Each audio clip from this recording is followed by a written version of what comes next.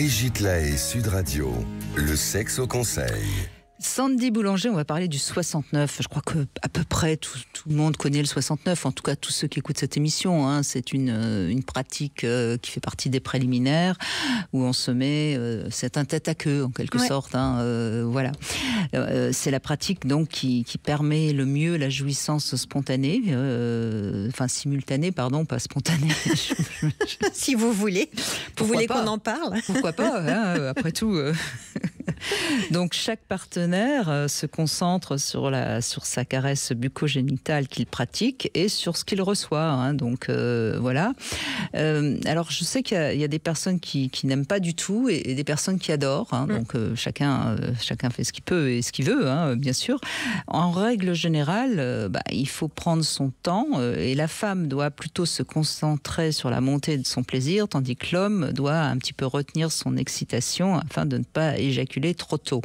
Et si on respecte ce principe, en règle générale, c'est quand même durant le 69 qu'on peut le plus facilement avoir un orgasme spontané, à condition évidemment de bien connaître son partenaire. Je ne pense pas que deux personnes qui se rencontrent la première fois réussissent un 69. Bon, peut-être, hein, je ne sais pas. Bref, si vous n'y arrivez pas du premier coup, il faut un petit peu s'entraîner. Hein. L'essentiel, c'est évidemment de toute façon de ne pas laisser l'autre sur sa faim.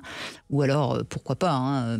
Et puis, enfin, je veux dire... sur un bien entendu. Oui, ça peut être un ou jeu. Même un malentendu, après tout.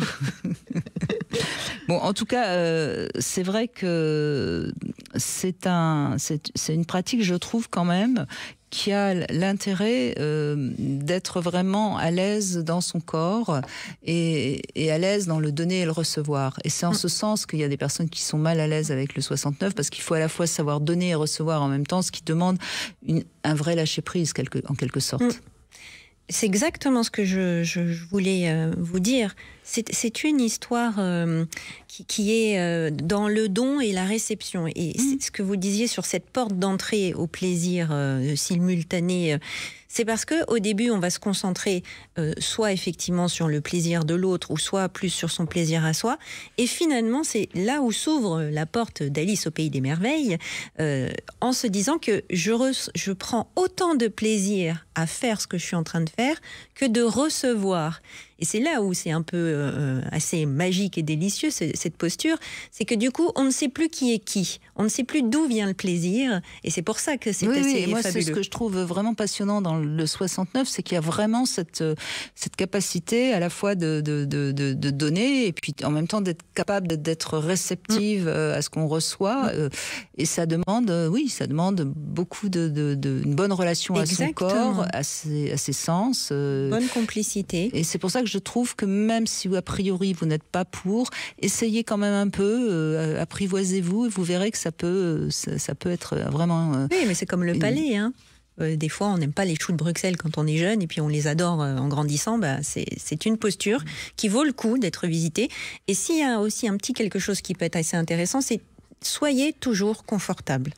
Oui, parce que plutôt la position, les petites cuillères, que l'un sur l'autre, par exemple. Ou alors, vous voulez faire un petit cours en plus de pilates, renforcement musculaire, mais du coup, ça va dévier. Ça va pas être simple. Ça va dévier, en fait, ce relâchement au plaisir et cette complicité du don-réception. Parce que quand on n'est pas confort, au bout d'un moment, on est en tétanie, on tremblote. Des crampes, des mal quelque part. Donc, il faut être confort. Très confort, absolument.